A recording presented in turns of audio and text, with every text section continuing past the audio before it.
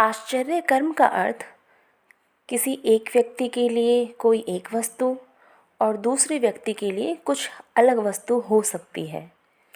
Webster कहते हैं, आश्चर्य कर्म एक घटना या क्रिया है जो स्पष्ट रूप से ज्ञात वैज्ञानिक नियमों का खंडन करती है और इसीलिए इसे अलौकिक कारणों से माना जाता है, विशेष रूप से परमेश्वर के कार्य के लिए माना जाता है।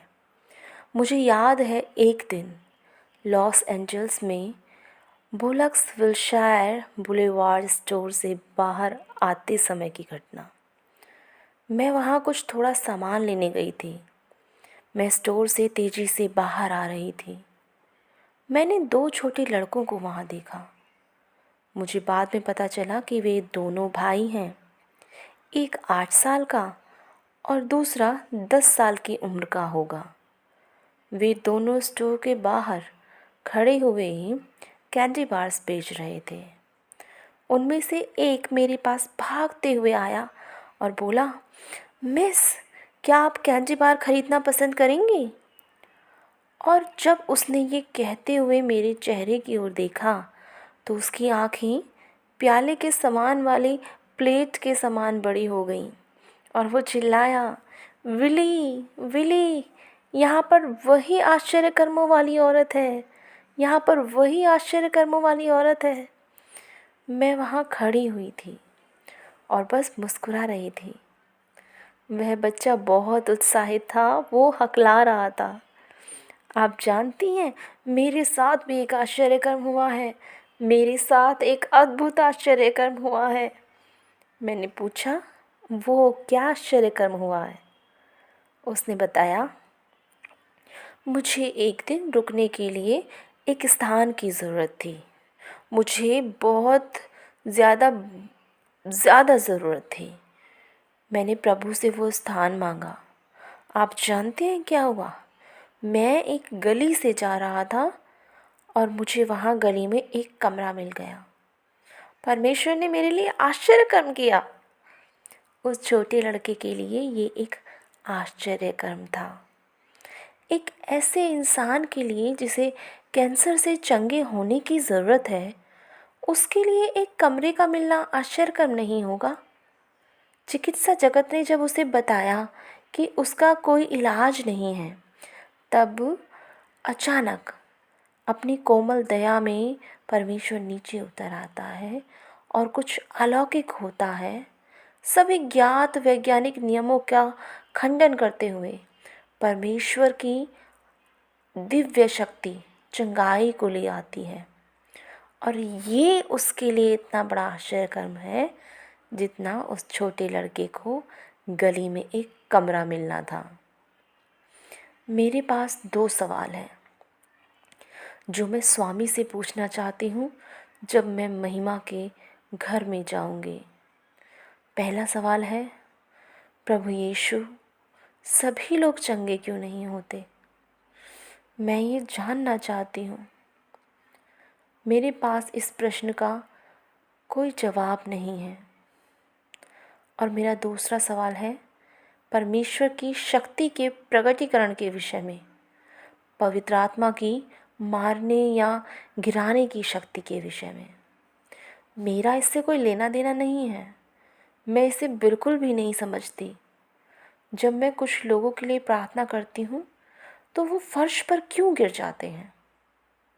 मैं इस अनुभव को बाइबल के अनुसार जानती हूँ, लेकिन ये मेरी सभाओं में क्यों होता है, मैं ये नहीं जानती। दमिश्क की सड़क पर शाऊल के विषय में मैं पढ़ चुकी हूँ। उसने अचानक से कुछ देखा, उसे कुछ हुआ। उसने अपने आप को ज़मीन पर पड़े हुए पाया, अपनी पीठ के बल पीछे की ओर गिरा हुआ। क्षमा कीजिए, मैं वहाँ नहीं थी। वहाँ कोई नहीं था उसे पकड़ने के लिए जब वो गिर रहा था। लेकिन प्रभु ने कहा, उठो। क्या हुआ था उसे?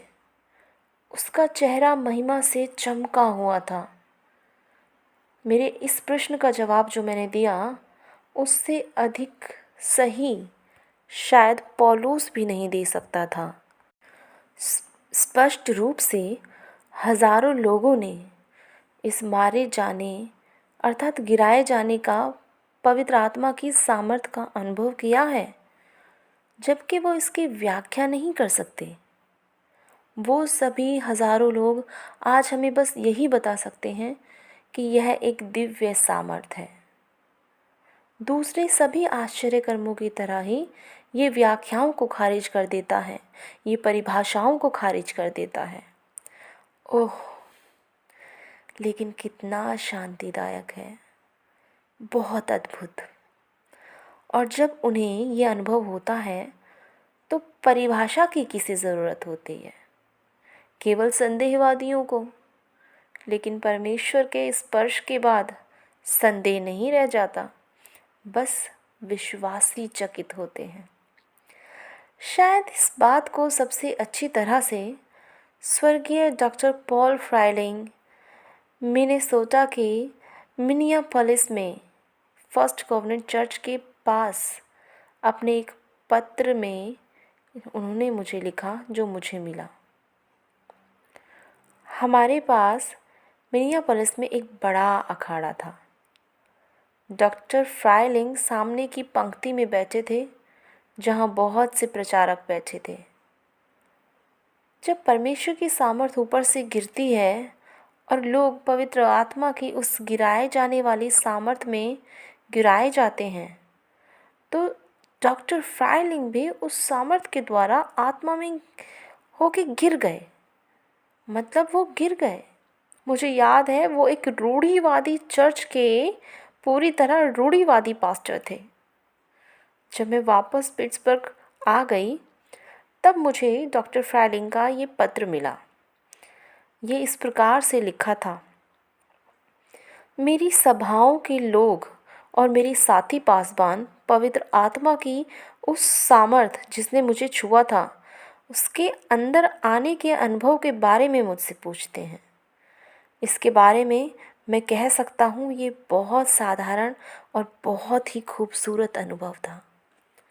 वास्तव में ये बहुत ही सामान्य, असनसनीखेज आत्मिक अनुभव था, कुछ लोगों की सामर्थ्य कल्पनाओं से बहुत दूर, दूसरे उचित आत्मिक प्रकटीकरण से बिल्कुल अलग। उस क्षण में पवित्र आत्मा का सारा आकर्षण और सुंदरता एक संग और साथ आता हुआ लगता है, जो पवित्र आत्मा ने अब से पहले दिया था उसके अपेक्षा में। पवित्र आत्मा के अभिषेक के नीचे आना वास्तव में एक सच्ची सामान्य अवस्था है, बाकी सब असामान्य है।